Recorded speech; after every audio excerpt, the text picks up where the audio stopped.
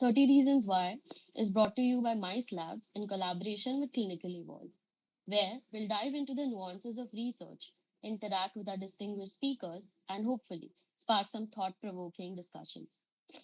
Before we begin today's episode, I would like to provide a short introduction about our organizers. MICE, which stands for Medical Innovation, Creativity, and Entrepreneurship, is your go to place for your crazy ideas. By fostering a collaborative environment where young, tech savvy medical students can pair their passion for patient care and innovative thinking, MICE aims to empower the next generation of healthcare leaders. Our mission is to provide opportunities that enable students to develop solutions that not only improve patient outcomes, but also revolutionize the way healthcare is delivered on a global scale via interdisciplinary collaborations. Next up, Clinical Evolve is an academic medical organization dedicated to advancing healthcare through education, research, and patient care. With our motto of Chase Excellence in Skills, we aim to focus on the development of clinical skills, build a community of academically oriented medicos, and work towards a common vision of advancing healthcare in India and worldwide. Before I introduce our speaker for today, let's know a little about today's post session activity as well. We have invited a couple of undergraduate students, MBBS students, to share their research stories with us to give an insight into their lives. And I don't really want to spoil it beforehand, but I'm sure that it will be very fun hearing all the stories and anecdotes they have to offer. Um, and for today's episode, finally, we have with us Dr. Tarun Kumar Suvvari. Dr. Tarun is a physician, researcher, and public health innovator from India with a strong focus on infectious diseases, antimicrobial resistance, and frugal diagnostics. With a unique blend of clinical experience and systematic thinking, he's passionate about translational research. He is the founder and chairman of Squad Medicine and Research, a non-profit dedicated to grassroots innovation, research capacity building, and evidence-based health interventions in low-resource settings. He also founded the Rangraya Student Research Society and previously served as the national president of the Global Association of Indian Medical Students.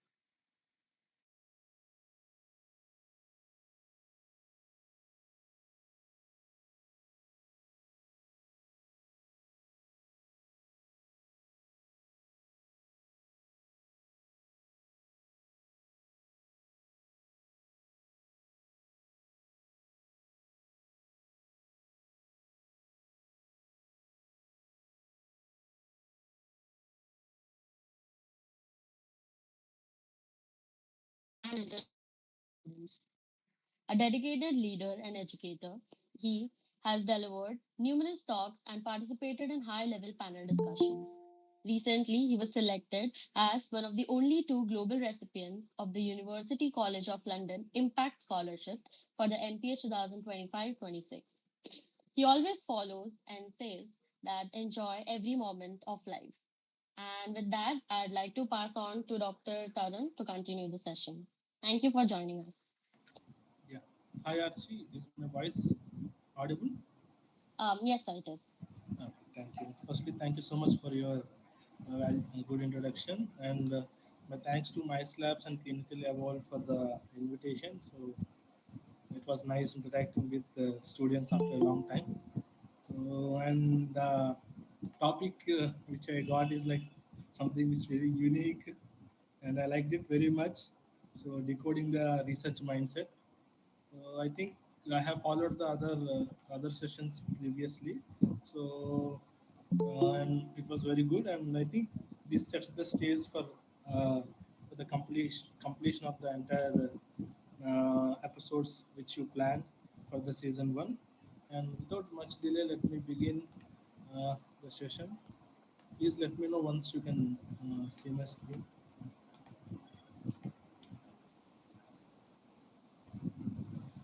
Yes, sir, it's visible. Yeah, so I try to make this session like a mixture of information and motivation, more sharing my story and insights. Uh, Let me begin with the first slide, which takes the essence of this research mindset. So every great clinical research question starts where the textbook ends. At the bedside, with a moment of curiosity, no one else passes to explore. So we all read the same textbooks, we all go through the same word rounds, we all do the same degree, maybe MBBS or MD. But if you see the people who are into research and who are very much active in research, so they pause and think beyond the textbook or the beyond the routine thing which we usually do in our academic curriculum. So for that, most of us think that we might need a good degree. Okay, as MBBS student, I might not be eligible to do research. I may need MD. People in MD, when I interact with PG students, they say, no, no, I will do research when I become a senior resident. I will become an assistant professor.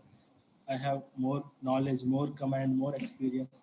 So it's not the degree or it's not the year in which you need to start the research. It's always the zeal and enthusiasm which you should have. So which means like we often think research is something you do after you become an expert, but actually the research mindset is what helps you become one. So once you started thinking uh, the research pathway and beyond the textbook, out of the box, then you are become one of the research experts.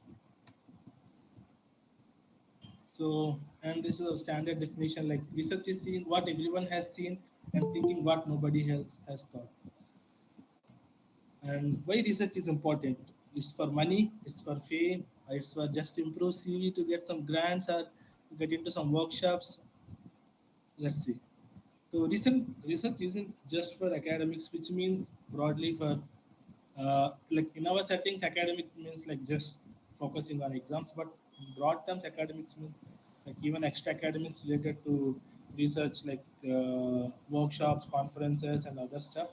It isn't just for academics. It's how we advance care, patient care, question assumptions, and personalized medicine.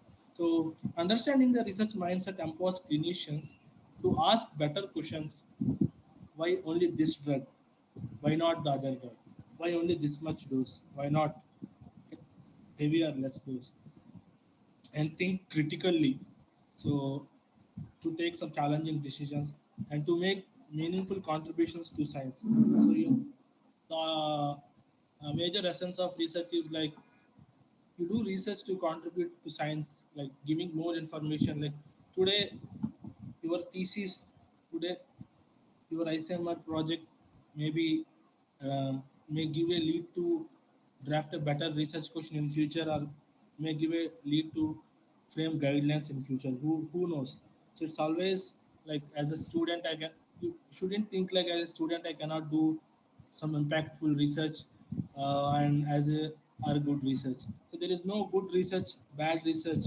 It's always research which whether helping the patient care or which making the meaningful contributions to science. So never think that the research I'm going to waste as it is. And evidence-based medicine is one of the famous and unique concept which links to research. So like I think the reason why I kept this uh, slide because each one of you should know what is evidence-based medicine.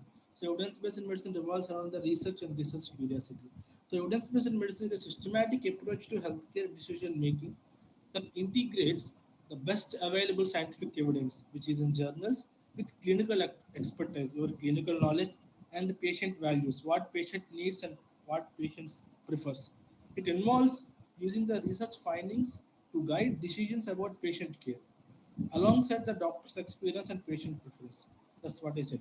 Suppose let's take a case. Uh, Suppose let's take a simple disease, diabetes. So in diabetes there are various drugs which we will give, but as a clinician, you commonly try to prefer a standard drug to your patient by following the guidelines. But the guidelines which you follow to prescribe drug comes from the standard guidelines which are updated yearly basis. Whereas if you see the journals, if you're a diabetologist who reads diabetic journals regularly, who follows the latest scientific evidence in diabetes, then you might able to have an extra advantage of giving the best treatment to the patient because In order to get the information into the guidelines and the practice, there is a gap of around 1 2 years. But if you follow the latest journals which publish the latest findings, if you are aware of it, if you know how to implement it, then the patient receives the best treatment available, latest treatment available, and your experience and your clinical knowledge will also increase. At the same time, it's not like you should always push the latest treatment on the patient. You should also take the patient preference, patient values, and also what patient prefers over this. So these are the things which you will learn through evidence-based medicine. So the latest research, which always revolves around this evidence-based medicine. So that's what I said. So today your research might go into a clinical guideline or go into some diagnostic module. So this is how the research enters into the evidence-based medicine pathway. And how to become the how to become a researcher. I mean, how to develop the mindset. So it's always from data to researcher, flipping the script. So most of us start out reading research papers, maybe just to pass exams, find background information for an assignment, or memorize facts for Viva question. So in medical setting, we may not use research papers to pass exams, but in PhD setting, we always use research papers to pass exams. But what if you put the approach? So instead of asking what do I need to remember, what if you ask what's missing here, what's new can I ask from this data? That means critically appraising the research paper. So it's not just like you just simply read the research paper and cite it, or frame the summary and use it in the assignment, or use it in the I mean any other essay which you do.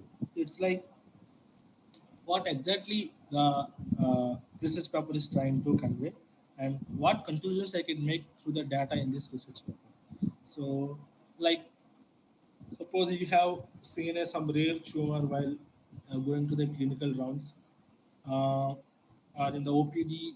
Suppose like in internship, I don't know how many interns are there in the C. So in internship, if you go through a posting, especially medicine surgery OBG, so that's long postings now. So if you sit in the OPD continuously for 1 week, you can make a clear observation of a pattern of very common cases which you observe. Which maybe if you take OBG, any gestational diabetes mellitus, or any eclampsia, eclampsia not very much, but preeclampsia maybe, gestational hypertension you may observe in medicine diabetes hypertension, or if you watch like if you're posted in wards, and you may like if you followed a patient for the long time which may be a unique case, then you go back to the relevant cases available in the literature, read them, then you try to find out the relation of how the cases published in the literature presented, how your case presented.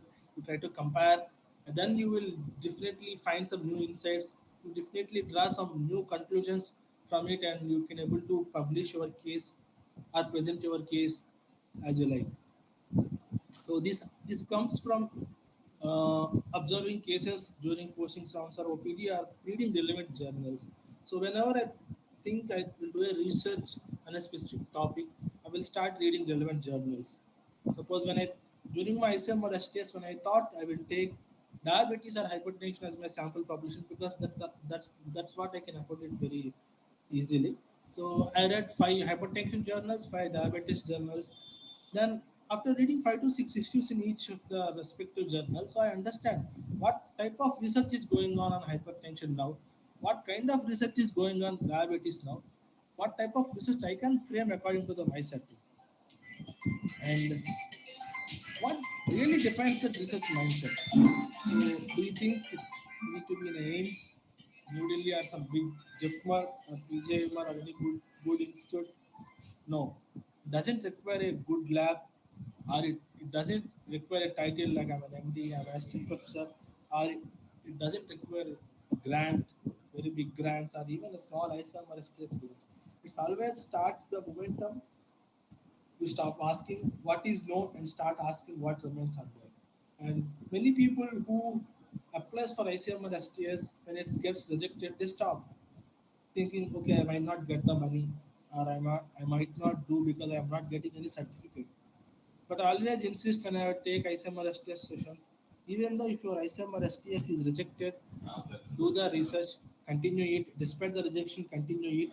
So and finish it, then you will start enjoying the research around this evidence-based medicine.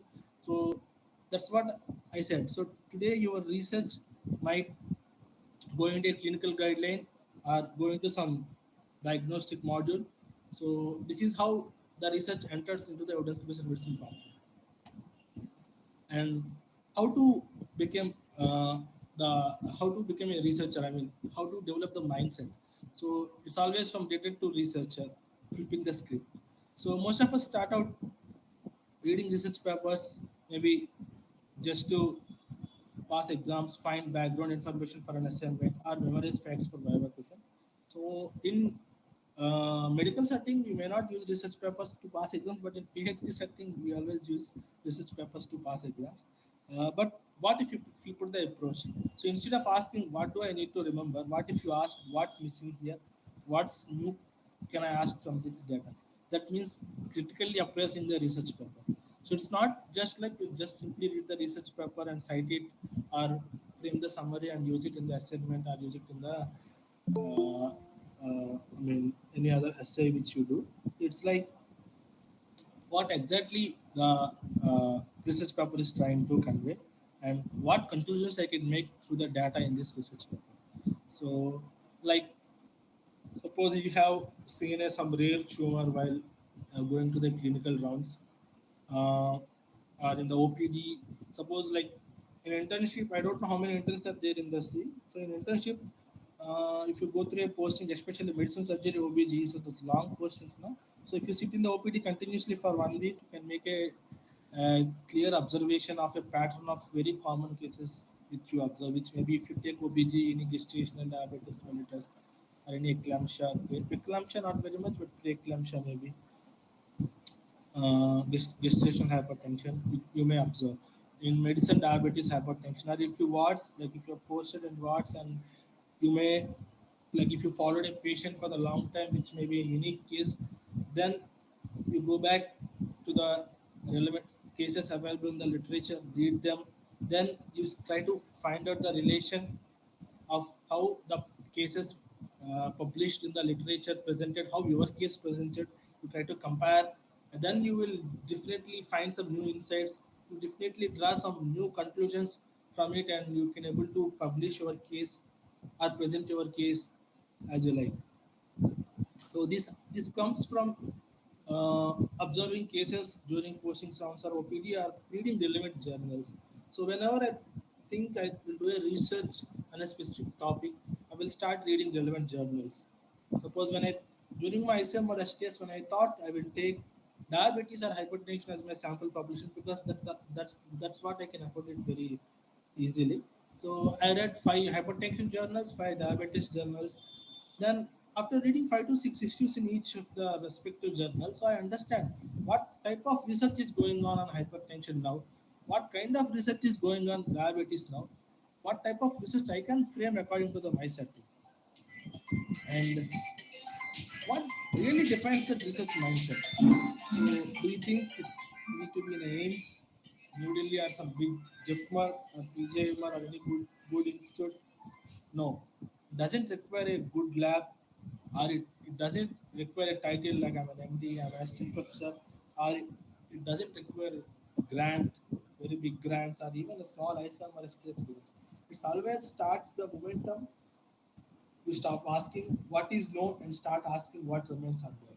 And many people who applies for ICM or STS, when it gets rejected, they stop thinking, okay, I might not get the money, or I might not do because I am not getting any certificate.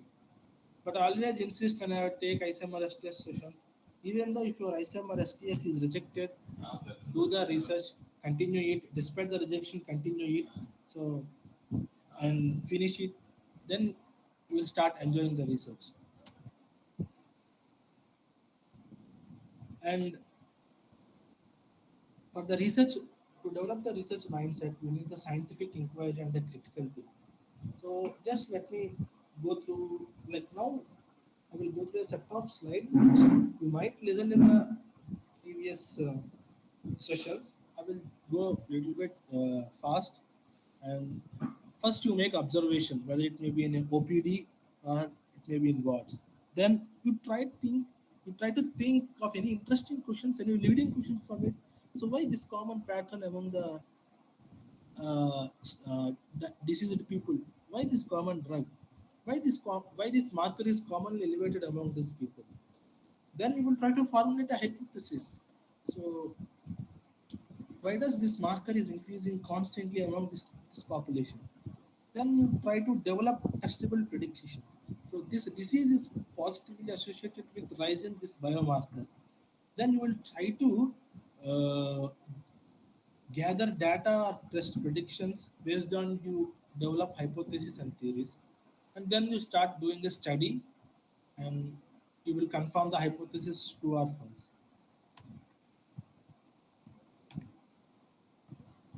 And like how to come up with the research questions. Okay, you have the research enthusiasm, you have the research zeal, but how do you start? So identify the broad area of interest.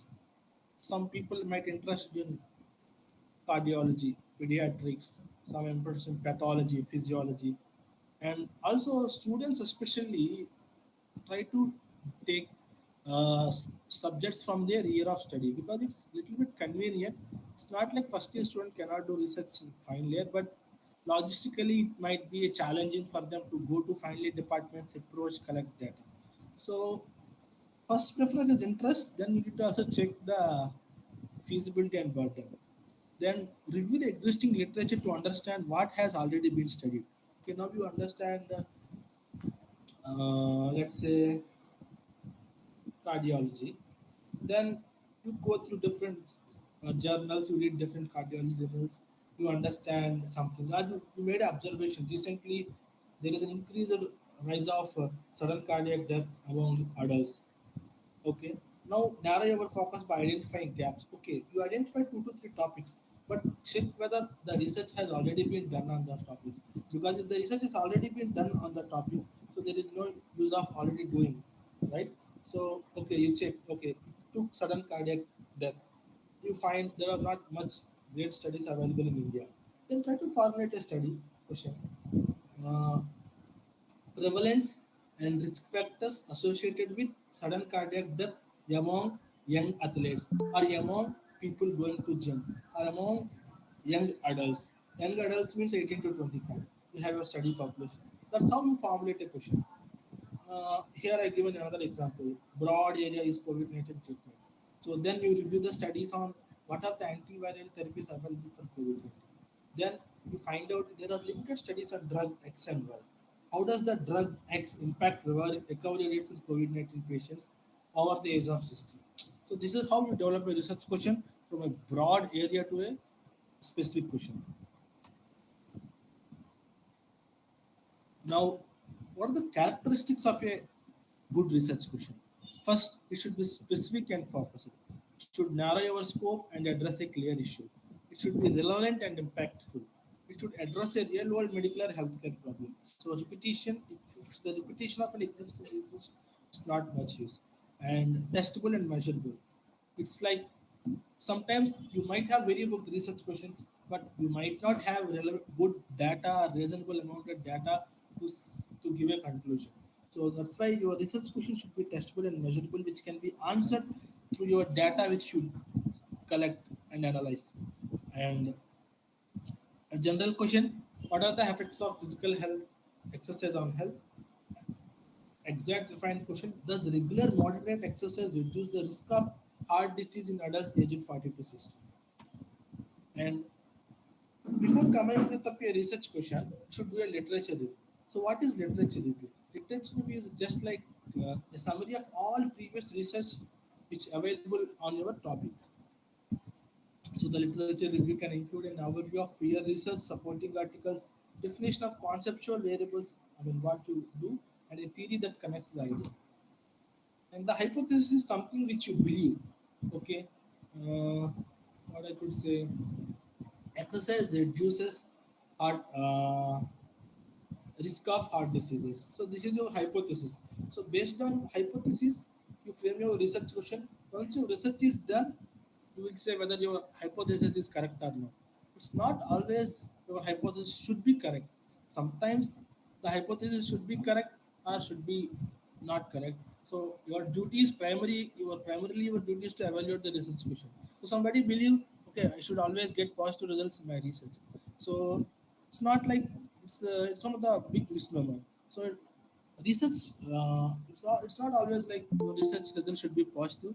Even the negative research results also very helpful because it helps in stopping other people to do the research in the same area.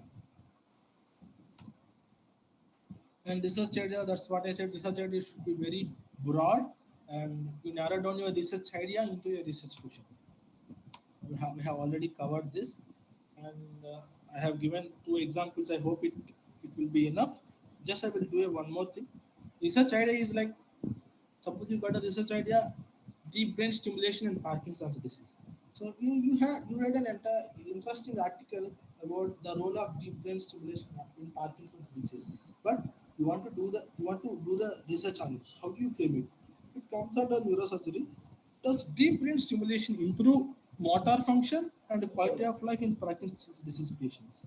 If so, what is the optimal target location with the brain for maximal benefit? So see how specific it is. Directly concentrating on the how it improves motor function and quality of life, and also if we target the deep brain stimulation, what part of the brain we focus. And you might have heard this PICO and final criteria. So sometimes, as I said, depending on the institution, depending on the topic which you do, there will be several limitations to do research.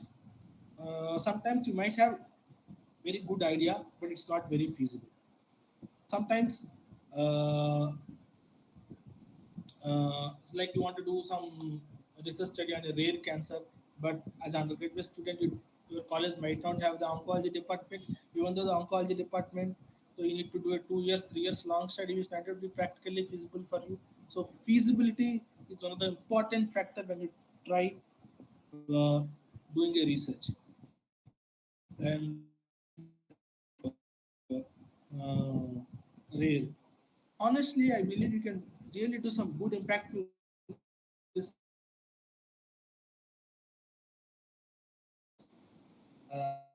hypothesis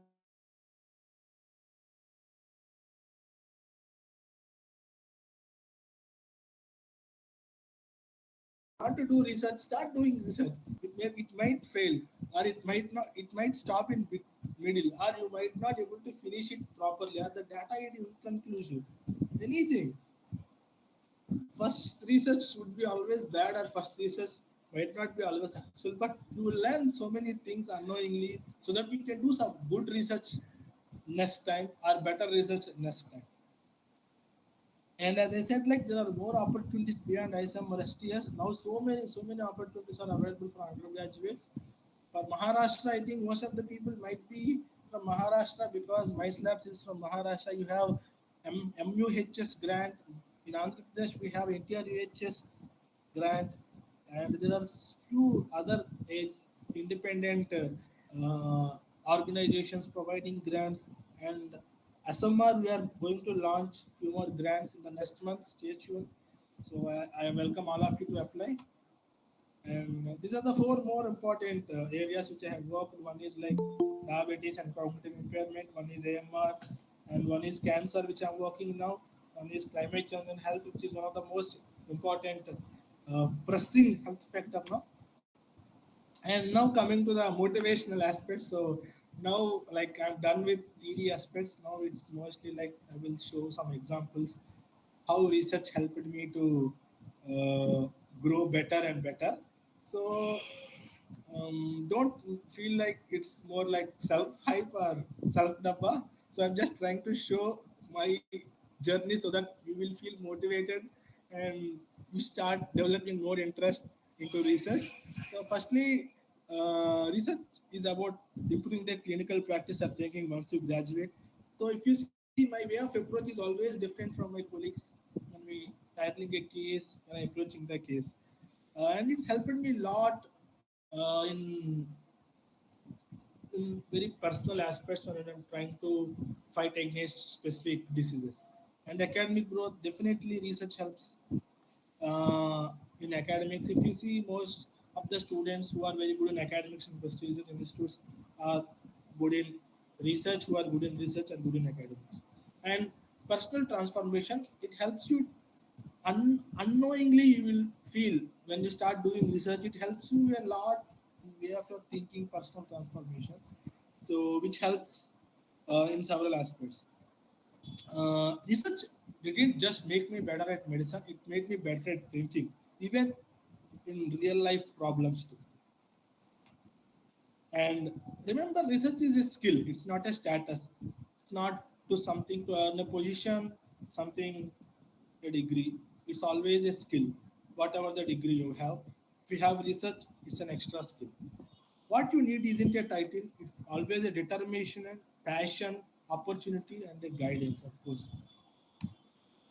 And regarding the career opportunities in research, like as of now, if you have a good CV, if you have research in your CV, you might able to have an extra advantage compared to other peers. But in the next line of your career, your promotions or your identification will based on these publications and grants. And let me show you few of my pictures of my journey. Like I will just briefly go through one by one. I will just share uh, any relevant uh, incidents to it. So this is make me to stand out me as a speaker in one of the prestigious institute in prestigious conference in Hyderabad. So I was the engaged speaker there, and I was also invited as a speaker in Arjikar Medical College, judge in the Arjikar Medical College for case presentation. And this is I received the grant for UGSRS, which is my state level research grant. And this is tough 2023 conference which happened in Sharjah. Again, I got a grant and I presented two works there. And again, at the same time, I visited another conference which is CPP. I am the youngest speaker there. I got 700 USD grant, and my research on preeclampsia and genetics made me. And this is from very low resource setting, very small medical college in my hometown, where I have done during my lockdown. And this is as a speaker at HPV Summit. Research as a medical student, a journey through my lens. And this is when I'm the president of James at New Delhi, and this is with former AIMS director Ramdev Guleria. So he humbly accepted the invite to be the chief guest, and also he was the chief guest for SMR conference 2 years back. So this is like whenever I'm undergraduate, I would love to participate in several competitions. So this is my presentation in Goa Medical College. So I got third prize for it, and this is one of the unique achievement I received. So this is in 2022, where I was the only medical student in the panel along with NMC. You can see one from NBMS, one from NMC, and one from James. I am the president, and we had a discussion on panel discussion on medical education reforms in India, and I have uh, expressed my views about the current state of medical education and research in India at the undergraduate level. This is the journal launch along with our Honorable Vice President of India, Dr. Venkaiah Naidu, who is a farmer. And this is with team 2022, and this is when I'm the mentor. I'm the mentor for a couple of students at Stanley Medical College, Chennai for Inventio thing. The same. And this is with my juniors, which I started Rangaraya Student Research Society. So 40 students submitted the proposal for state level grant, which is highest in our state. This is the launch of Rangaraya Student Research Society in our college. In the entire history of 60 years, I was able to initiate something like this. And I have initiated the first undergraduate national conference by any government medical college in our state. So I'm the first secretary. And the research mindset, uh, pushed me to learn these lab skills during my summer. It's my final before final year. At the end of my third year, when most of my friends are enjoying at home, I spent 2 weeks in uh, VRDL Virus Research and Diagnostic Laboratory, where I learned various PCR techniques and stuff. This is with former Niti Aayog head Dr. V.K. Paul, who is also author of Guy Pediatrics. This is with AIMS New Delhi Scientific Society team. This is where I got first prize in research quiz at AIMS Mangalagiri. And this is at CCMB, where there is one interesting program called MEDSRT, Medical Student Training Program. It will be fun. I think every year it happens in December. We all should must apply. So it's very fun. It's at CCMB Hyderabad. And this is one more interesting conference in Jaipur, which I went in final year. It was fully sponsored international conference. It happened in India. It was like we have a lot of people from Sweden, Turkey, Italy, and stuff. So we are the four medical students from entire India who participated in a super specialty conference. It was one of the royal conference. It happened in Vijayaran Palace, Jaipur. And this is with Soumya Swaminathan, who is the former chief scientist of WHO. And we had interacted at TB Innovation Summit, where I presented my innovation on TB using stool as a diagnostic sample for pediatric TB. This is at Institut Pasteur Paris, where I was the only grant member from entire Asia received full sponsored trip to Institute Pasteur, where I presented my poster there. And this is with one of the famous American scientists, Peter, who is from Baylor College of Medicine. And this is at WHO headquarters, so which is one of the unique feat for me. So I just casual email expressing my thoughts to the WHO team landed me in WHO headquarters, where I spent 2 days with AMR team and climate change and health team. And this is with the Nobel Prize winner Dr. Publico, who got Nobel Prize in 2013, I think, for G-coupled receptors at in Netherlands. This is the ISCOM's conference. We all are Indians representing India. So I went in internship, and this is VR workshop. And one of the another interesting opportunity is to visiting China, which is very scary and interesting trip for me. So I visited this Shenghua University in China, where I got invitation from American Society of Microbiology for my work on phenotypes and genotypes in various clinical isolates.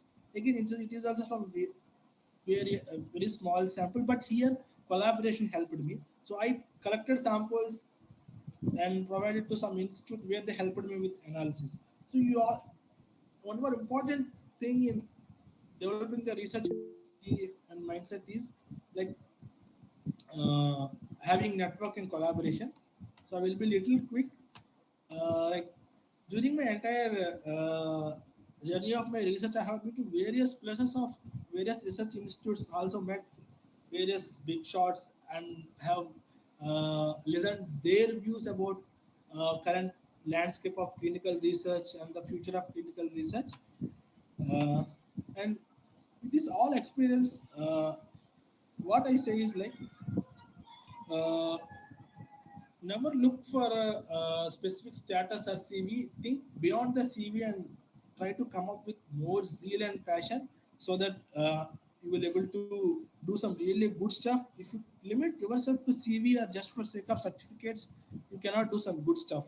You will be limited to that place only. But if you think beyond the thing, and if you work, definitely research will take you to a very good place, very better place, where you start enjoying, where you believe in yourself and you start doing some good stuff. And I think I'm taking a lot of time. So this is my recent visit to Austria and WHO, and this is I participated with a group of students, my mentees at a hackathon, where I helped them with developing some entrepreneur skills and startup skills. I think now a lot of undergraduates are into the startups and entrepreneurship, and I believe you should also try to explore that pathway also. And let me end with my favorite quote. A clinician at individual level impacts the life of patient. A teacher through his students impact the lives of hundreds of patients, whereas a researcher through his quality groundbreaking research impacts the lives of millions. So I hope you will become a researcher by becoming a clinician and also a teacher by helping your juniors or mentees and some shape. I'm doing some real change and real impact in the lives of patients where you work, hospital or institute. And thanks to my family members, mentors, friends, patients, and all who are the part of my research journey and helped to stand in front of you like this today. So I should thank them all. And now, if you have any questions, I'm happy to take. Otherwise, I'm also very eager to listen to the other students' perceptions and their journey in research.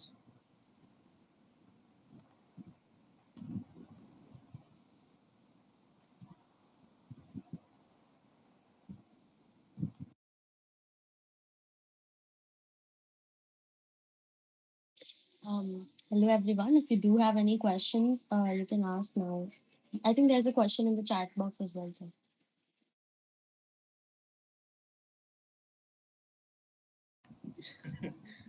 If I spent on my own, I think I would be in debt.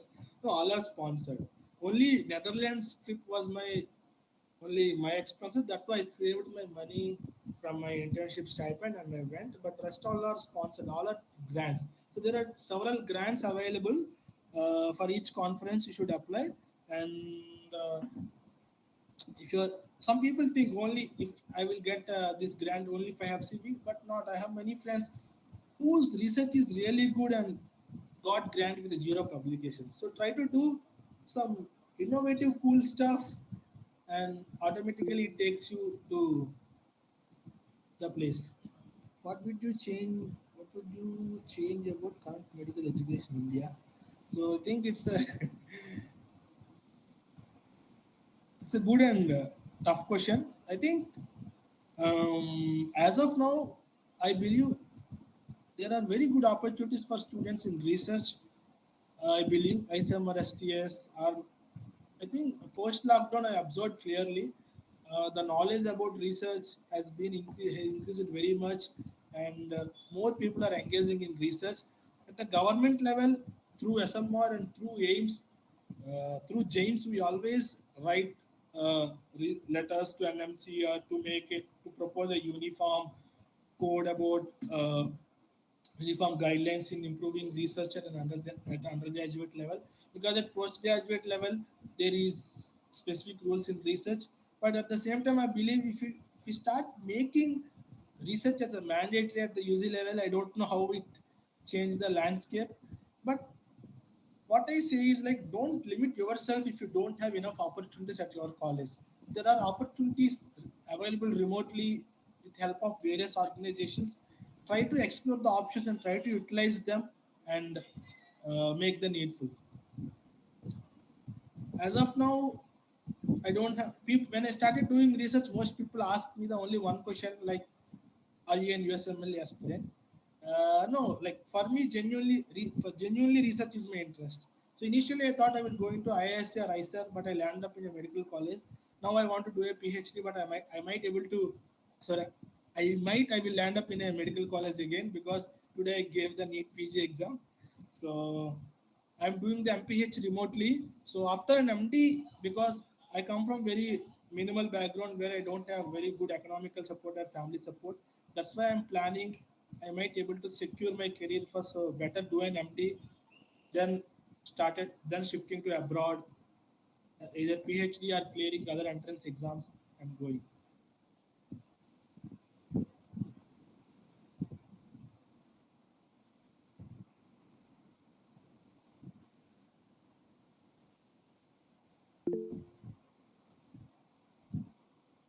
Yeah, if you see about WhatsApp group, National Research Forum has played one of the important role for me, which is initiative from Dr. Alhad from SEGS.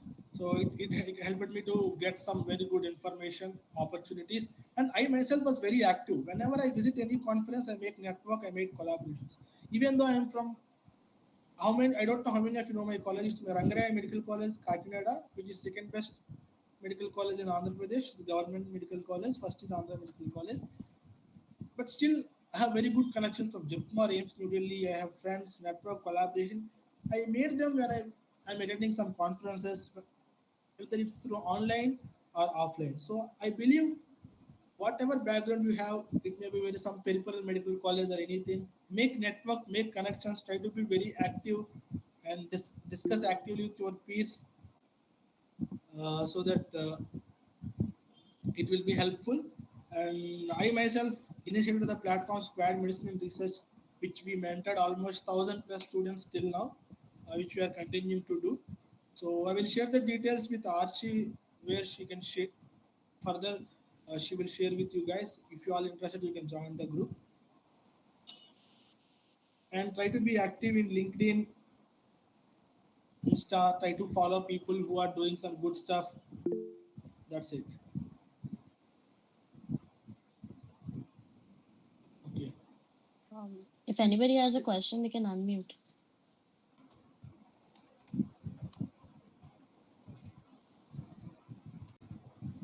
Okay, I think we don't have any more questions right now. So thank you so much for that wonderful and very insightful session. Especially all of the photos that you showed that were very inspiring for all the UGs who are present here. So thank you for that. And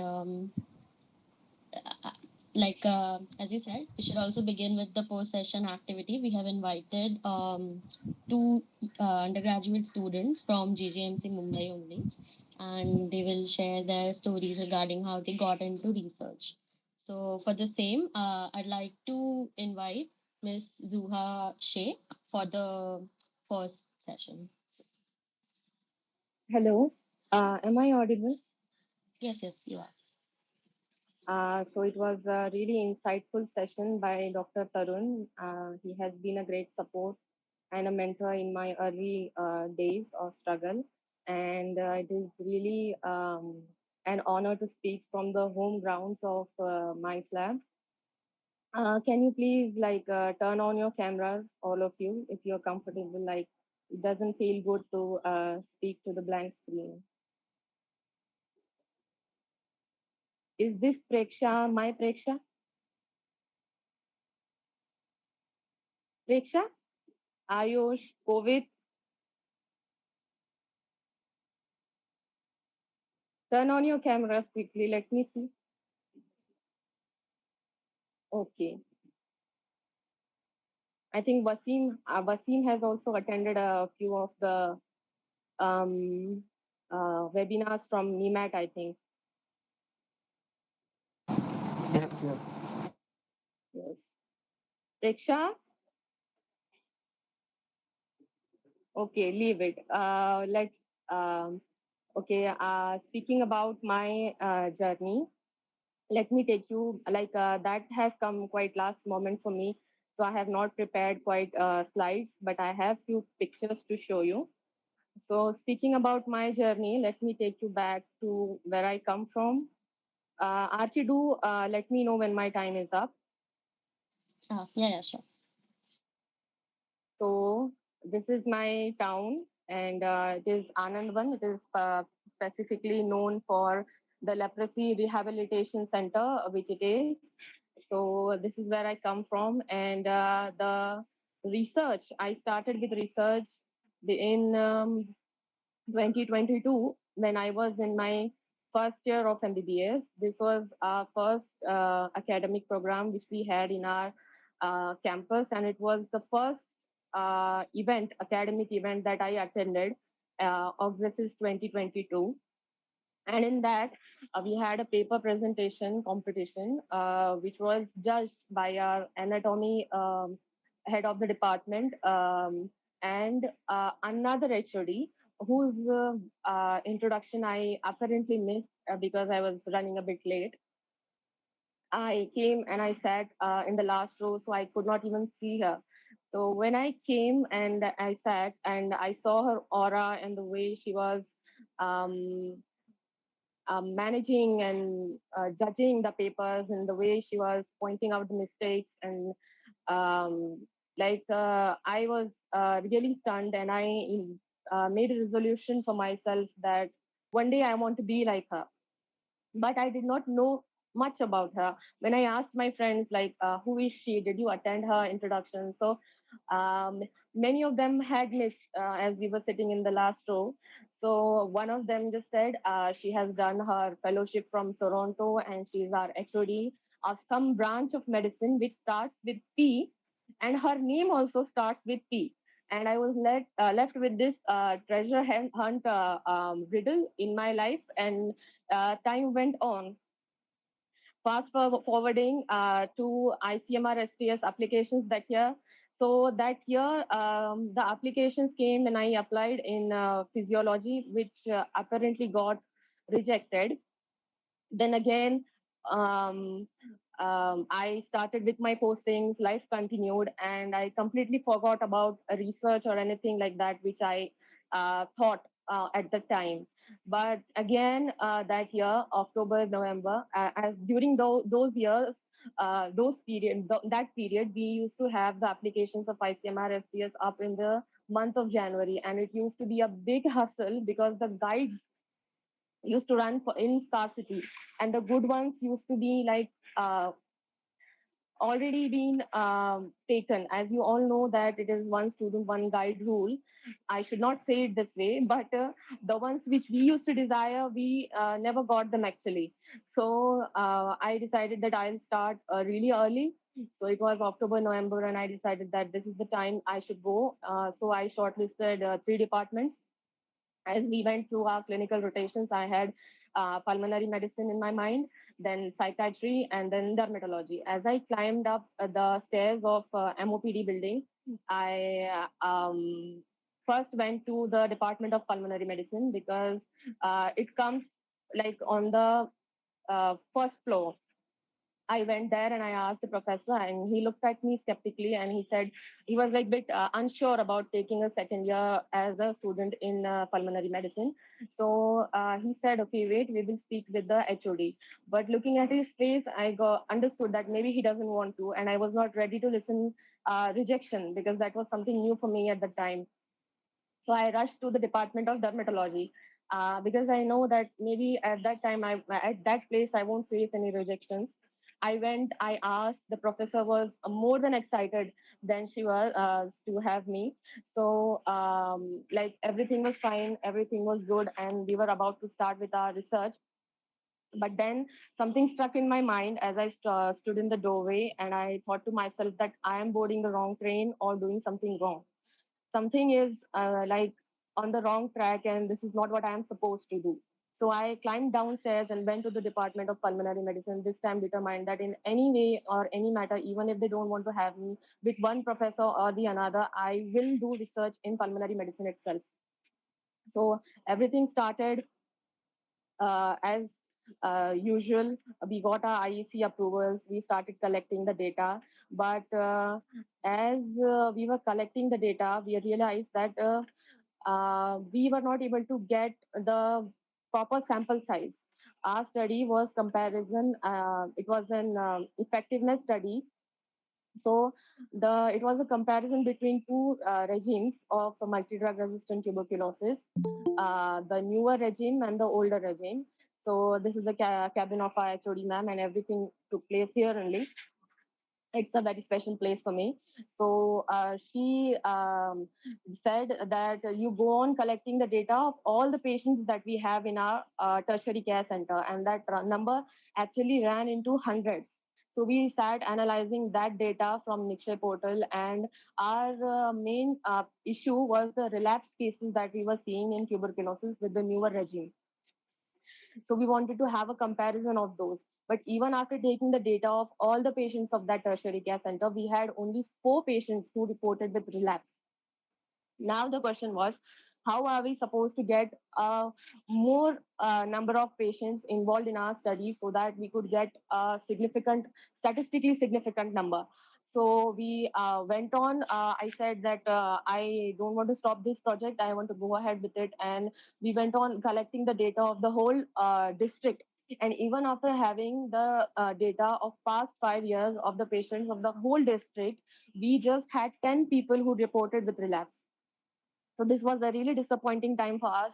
And so ma'am said that it's time now that you should shift to treatment failure instead of relapse. So I started with treatment failure. I got several patients of treatment failure. I continued my research in that way. And but even after that, the applications for ICMR STS were not up that year because of administrative reasons. They got delayed, and we were waiting for January, and it was June, and nothing came up. And I was desperate to put my research somewhere that it could get some recognition. So I put it in the IMA, in the conference, National Youth to NTB Summit, and I had put it for the um, Union World Conference on Lung Health. It just popped up as a notification on the National Research Forum, which Tarun sir already mentioned, of Alat sir. So and that notification popped up on it, and I just applied for it. And it was my luck and blessings uh, that I got selected in the national conference also, and in the international conference also, and received a scholarship for attending both of them. So I presented my paper in Delhi the same year in June. And then I went on to present it in Bali in the World Conference on Lung Health 2024 on November 12th to 16. And it was a really pleasant and candid conference, and I got to learn a lot at that place. And showing you pictures from there, this is my presentation screen, and my friends from there. And you could see this picture holds a really big value for me, because this is Dr. Najiba. She is MD PSM, and her colleagues in the picture. They are no models, or they are no trained actresses. They are public health specialists of their Indonesia, and they are representing their culture and attire and the works that they have done in the field of tuberculosis. And this is me in sari representing India. And for both these women, this moment was like a big exchange of ideas, and it was a really honorable moment for both of us to represent our countries and um, hold a place there in the Union World Conference. And after coming back from the conference, I applied for ICMR STS that following year also. But apparently that year also, my application got rejected. But that was quite disheartening, and like everything went on a pause for a few days. But I decided that no, I will not give up. And in my spare time, I used to follow up the data that I had collected of the 13,000 patients, and the points that I was not able to cover, and the corrections and the improvements I was told by other people who saw my research paper.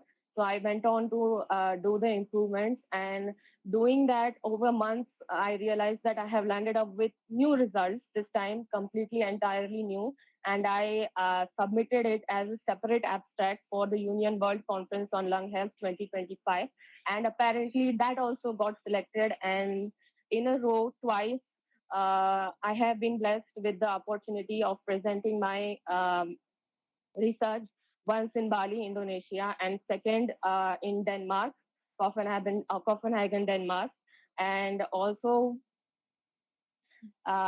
this whole process has led me to explore the fields of medicine in different directions. I have done a course from McGill University in New York in infectious diseases, and I have studied the PPM, public-private mix, from the McGill University, Canada. And yes, the journey goes on. And from all my experience, I would like to share it with all you people that the world of medicine is very vast. very vast, far beyond our undergraduate colleges, far beyond the coaching classes that we have enrolled ourselves in, far beyond from the postgraduate dreams that we have, aims that we have. It is beyond all these things, and the only thing that matters at the moment is to be truthful to the quality of care that we provide to our patients.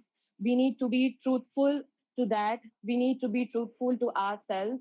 I would like to say that the only people who actually earn their names in the field of research are the ones who do it for the joy of research, just like Dr. Tarun has said, and just like Dr. Tarun has shown by his achievements to us, that it is not that if we run behind the certificates and CV that we earn a name for ourselves.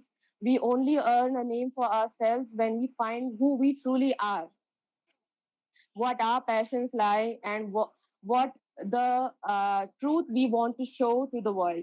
The Don't consider your research paper as a single dot in the meta-analysis or a single paper in the journal. Consider your research something which will make your name immortal and which will continue to inspire you, inspire other people around you, the and generations after you. It will call like just like Dr. Grigor Mendel, we have seen, like everyone knows about it. Everyone has read about him in the NCRT books, how he went unnoticed for several decades. But even after that, his work was discovered by three people at three different places in the world, and that's how the modern genetics came into being. So consider your research in that aspect, consider your research in that view that it will give something to the world. Do it with the perception of changing the world rather than making it a addition to your CV. Thank you so much for giving me the opportunity to speak. I would like to hand over to RC.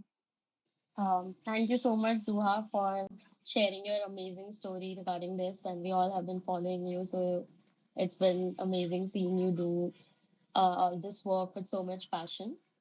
And now I'd like to invite Kashish Megotia, who is another of my batchmates from GGMC Mumbai as well, to share her part of the story. Hello, good evening, everybody. I apologize for some inconvenience. I won't be able to switch on my camera because I'm outside. So I hope you're all fine with that. And I would like to first start with this particular sentence. Failure is not a setback. It is basically the process of learning, and it is your opportunity to learn way more than what others would experience far further in their life. Till then, you'll be so experienced because of those failures that you had in your life. So yeah. So basically, in first year, I would see some students having a lot of interest in research, and I also wanted to apply abroad. So I had a lot of greed for upgrading my CV. And honestly, I saw research as a very cumbersome process, and I really didn't want to participate because there was so much study pressure and all that. So I didn't like take it up in first year. But in second year, when ICMR proposal had come up, during that time I was again lacking behind in my studies and all of that, and I was not gonna take it until the last moment when I saw around 40 of my batchmates had put up that proposal, and the deadline was in 7 days. Now I got the FOMO and I wanted to participate now. So I went to our vice dean, asked her for a mentor, and it was very hard for me to get a mentor because all of them, most of them were taken. But eventually, I got our associate professor from the Department of Pharmacology to mentor me. But then also, he was also very critical about my situation since it was only 7 days left, and I just wanted to do it for the sake of avoiding the FOMO and the greed of upgrading my CV. And I went there. He was like, "You get your proposal done, or else we won't. I won't be mentoring you." And in the span of next 3 days, I had done all my entire proposal. I got all the permissions, and by the seventh day, when it was the date to submit the proposal, the deadline was extended, and I was totally dumbfounded. But then, and the first internals were also coming up, so I started improving my project more and more. But I had so little idea of researching and all that knowledge, that I was lacking behind by a huge margin. And even since when choosing mentors, you should always start early, because then you should also take professors who are ready to mentor you, because people like associate professors who already have a lot of work on their hands, they can't give you, even though they are willing, they can't really give you a lot of time. So choose your mentors very nicely. But eventually, when sir saw me working so hard, he decided to explain everything to me, because he didn't want to spoon feed. And honestly, when you get spoon fed by a mentor, then it's actually disadvantageous to you only, because then you won't learn anything out of it. And then eventually I submitted my research proposal.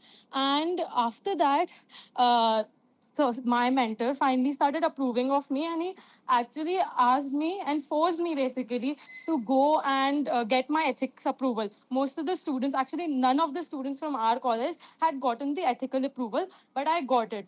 And after getting the ethics approval, the results finally came out. But as a disappointment, my ICMR wasn't accepted, and I was really sad. But because I'd gotten my ethics approval, I had to, because ethics approval takes a lot of time and energy, and it's very, very hard. And unless you do it by yourself, watching a lot of YouTube videos, seeing people's speeches, you can't learn it unless you do it by yourself. But yeah, because I'd done my ethics approval, I decided to follow the research project and complete it without the ICMR individually. And everybody else had given it up, whoever wasn't selected. So that was one thing I'm really very happy about, because if I wouldn't have followed my mentor's advice and taken up the ethics approval, I wouldn't even continue with this research. And because I continued with that research, I learned a lot of other procedures, how to actually form a rapport with the residents, with the professors, and this how to go and get permissions. And you also get to develop your personality a lot. And although I was starting to lose interest in my research, and I thought it's very hard, and I was getting bored. I was like, why did I even take it? Because by that time, I realized that I might not be going for the abroad studies anymore. And I had made up my mind to do NEET PG. So I was feeling it's a waste of time, because prelims were about to come. My scores were, like not at the top. So it was a disappointment for me. But then slowly the fruits started to bear. I saw the residents, the professors, they started to recognize me, praise me for my work. And during the data collection, the because my project was a cross sectional study, so I had to go and get the consent form and the questionnaires filled by the participants in the study. So they would interact, and some, because we are obviously MBBS students, we wear our white coats, so the patients would really treat you with a lot of respect. In fact, I was able to diagnose one of the patients' hidden UTI. And she was actually having diabetes, but the residents had totally overseen her UTI, which was getting worse and worse by every day. And then because of me, she actually got that, and she actually took that up with her resident, and they were like, "Oh, how could we miss that?"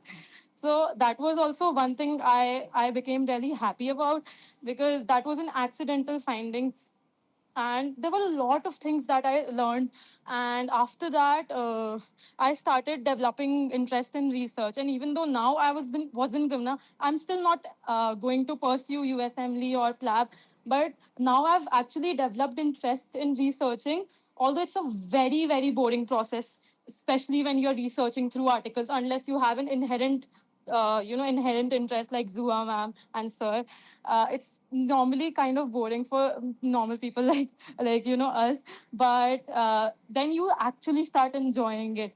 And after that, I decided to start researching in the topics that I'm actually interested in, because pharmacology was the topic given to me by Wising, because no professors from other clinical branches were free. And I would really advise you all to do researches in a topic in a particular branch and department that you're really interested in. Because when you apply in colleges and show your CV, if your research is just say in many different departments, then they don't hold a lot of value. Do one research, but do it in the department you're really interested in, and you'll learn a lot. And apart from this, many people say that you can take the research workshops, the guidelines, and you can learn the research by this. But when it comes in residency, you have to give your thesis. Most of the residents, they in the first year, especially, I've heard from JRs, they would be surprised when they would see people from our batch, second year MBBS, third year MBBS, going to research and get the IC approval. And they were like, we still don't know how to do it, and how are you juniors doing it?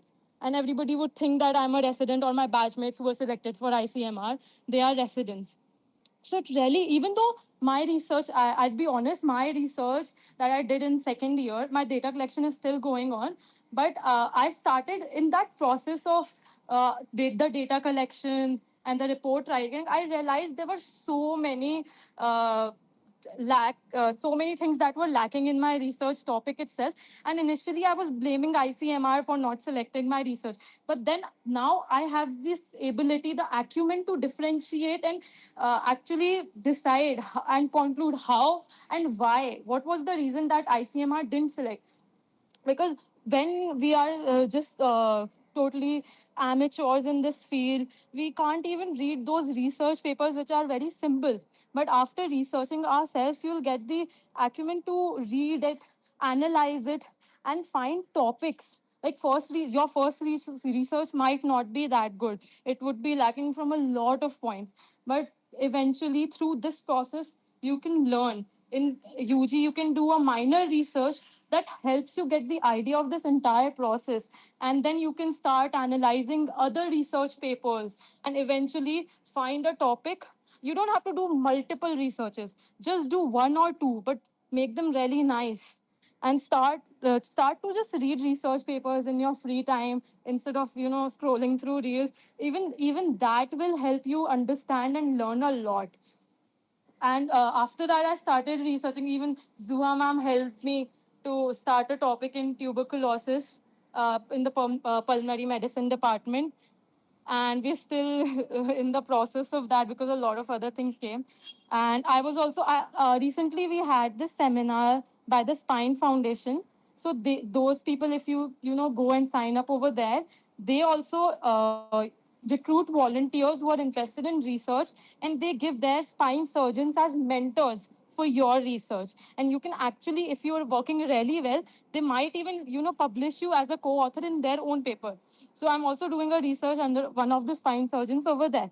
So there are multiple opportunities, but the main purpose right now, because you are all undergraduate students, right? The main purpose right now is to learn through this process. And if you're good enough, you might just end up publishing multiple papers. Especially one other thing that I've discovered, that in these first 3-4 years, if you're even able to write one research paper, that's good. But I know seniors from different colleges who have written 4-5 research papers in their internship, because in internship the data collection becomes very easy. Whenever you are interning in a particular department, you can go and start collecting your data, and you can publish multiple research papers. So it's not like even that we being Indian students can't make such a good CV. You can do that. It's just that once you learn the process, it becomes very easy for you. Now, getting an IC approval wouldn't be as cumbersome as it was for me. I literally took around a month to get it, and now it would be around 2 to 3 days of work. So I think you all should really just start reading through articles and try to take up multiple topics, analyze, write the pros and cons, and see why. There's also a finer criteria. You can actually start judging your topics through that, and then go to mentors, keep approaching them. And eventually, you'll find really good mentors who are willing to do it for you and who have enough time. And once you start the process, you can finally get your research done. And then this will help you so much in residency. You'll feel it's very easy to get your thesis done then. So yeah, that's all I think I would like to say. And I hope that was enough encouragement for you because the technical most of the technical terms were already explained by Zuha ma'am in a really enlightening speech. So yeah, thank you so much, Archie. Thank you, Kashish, for joining us. And yeah, thank you to everyone who joined. This was the last episode of the season one of 30 Reasons Why. Stay tuned, stay joined with our social media accounts of the Mice and Clinical Evolve. Will be posting more about the further seasons. We are going to have, since this season got a great response, we'll be having further seasons like this as well. And to end it, let us all turn on our cameras if we could, and let's take a photo together. I request everyone to please turn on their cameras.